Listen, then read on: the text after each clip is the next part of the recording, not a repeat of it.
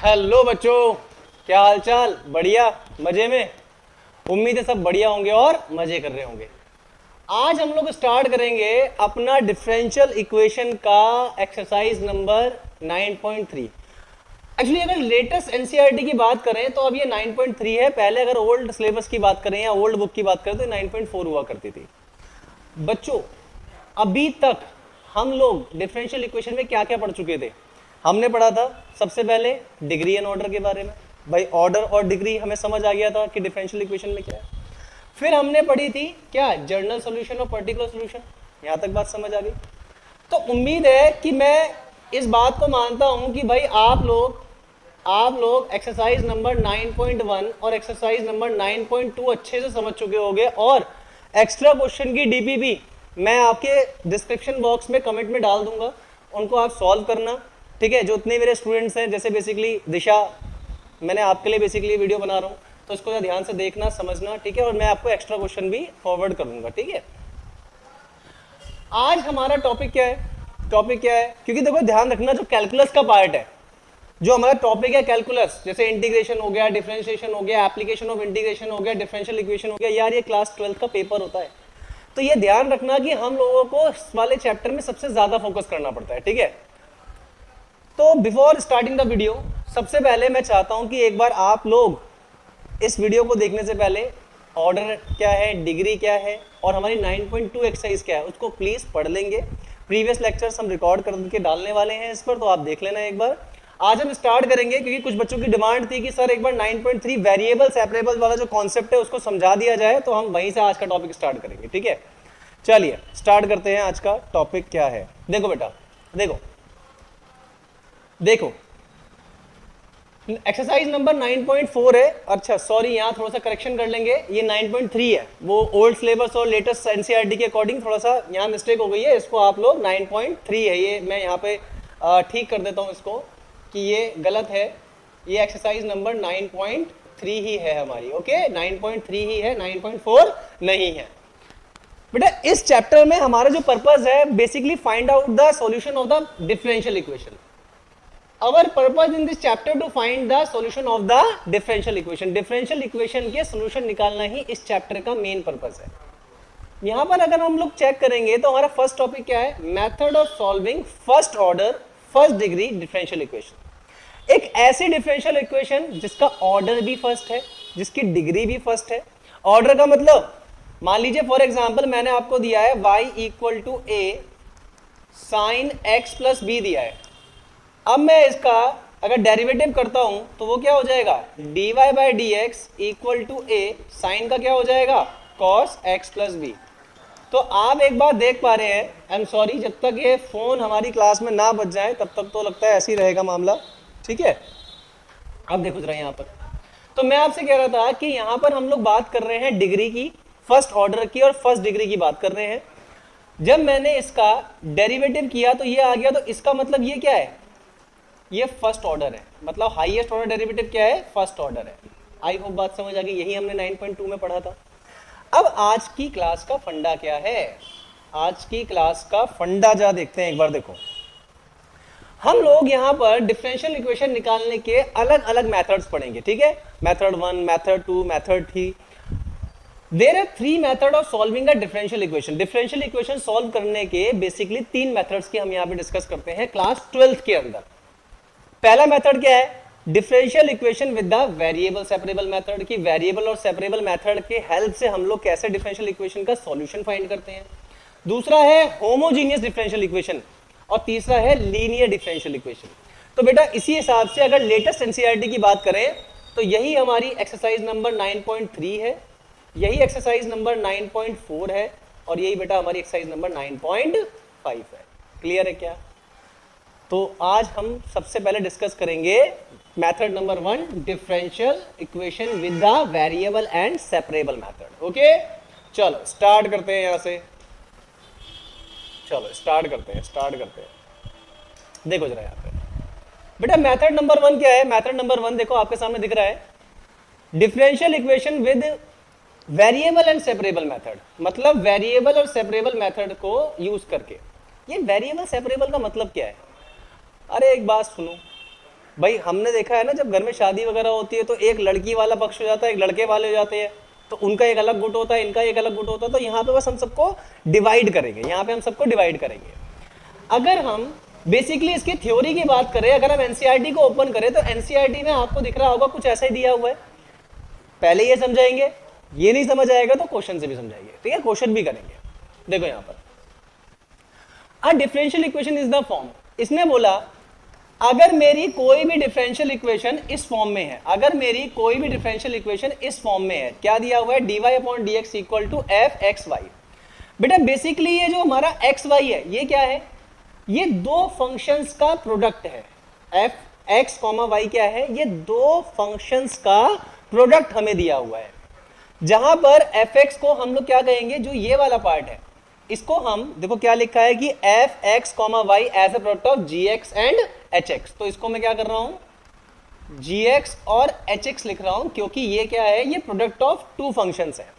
तो इसका मतलब मैं इस इक्वेशन को रिप्लेस कर दूंगा कुछ इस तरह से, यस या नो।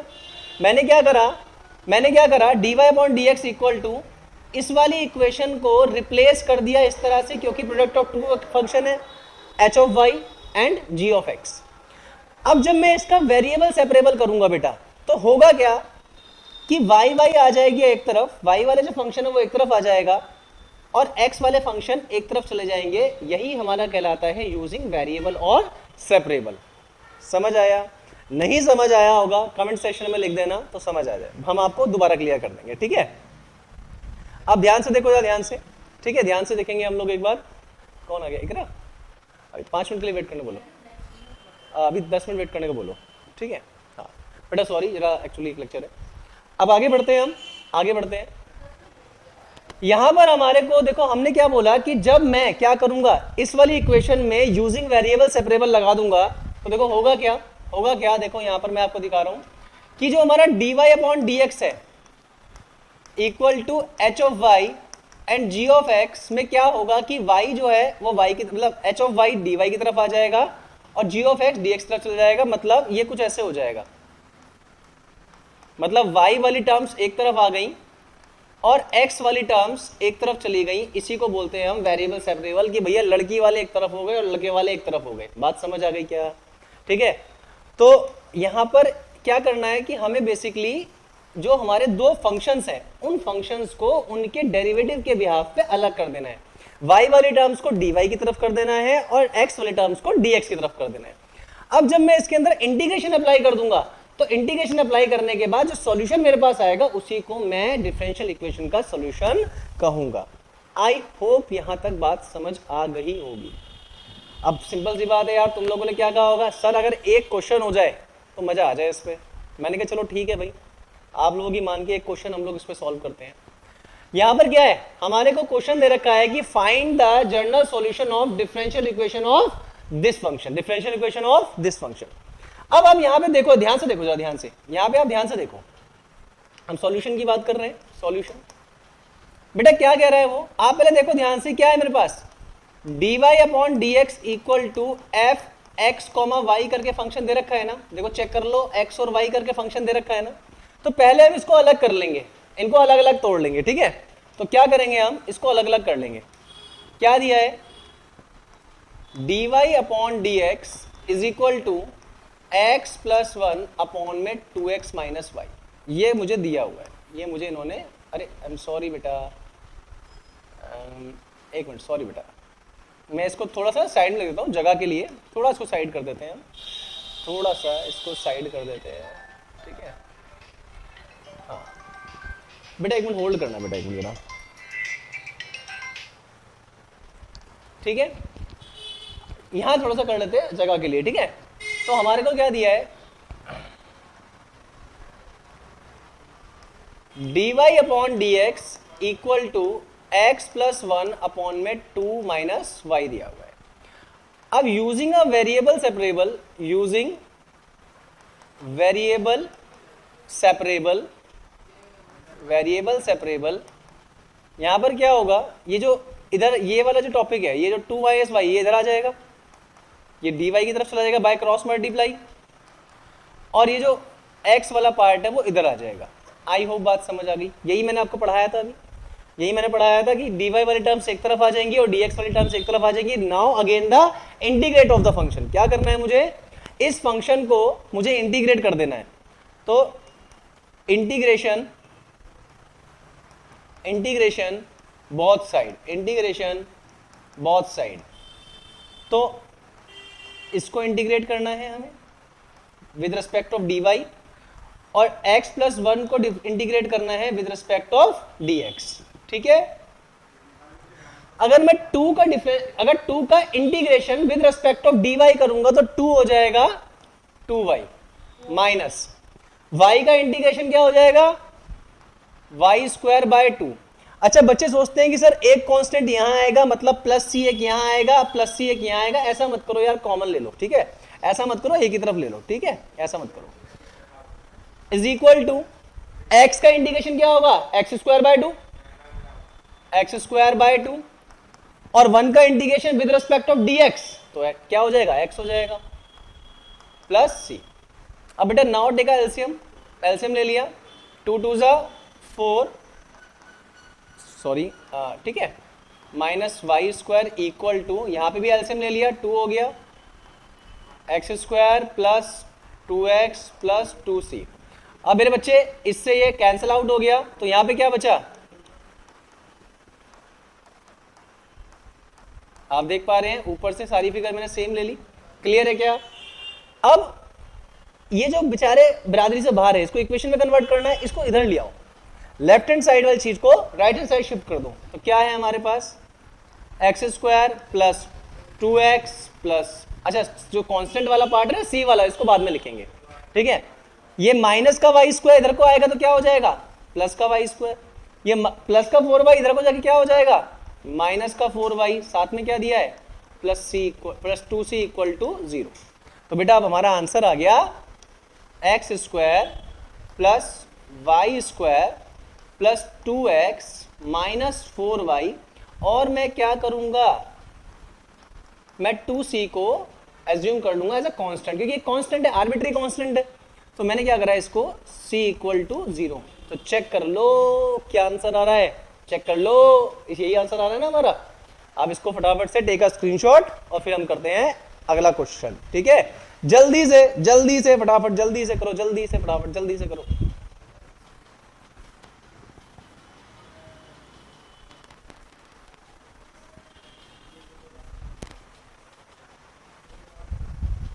चलो बेटा स्टार्ट करते हैं, आगे स्टार्ट करते हैं बेटा, आगे स्टार्ट करते हैं।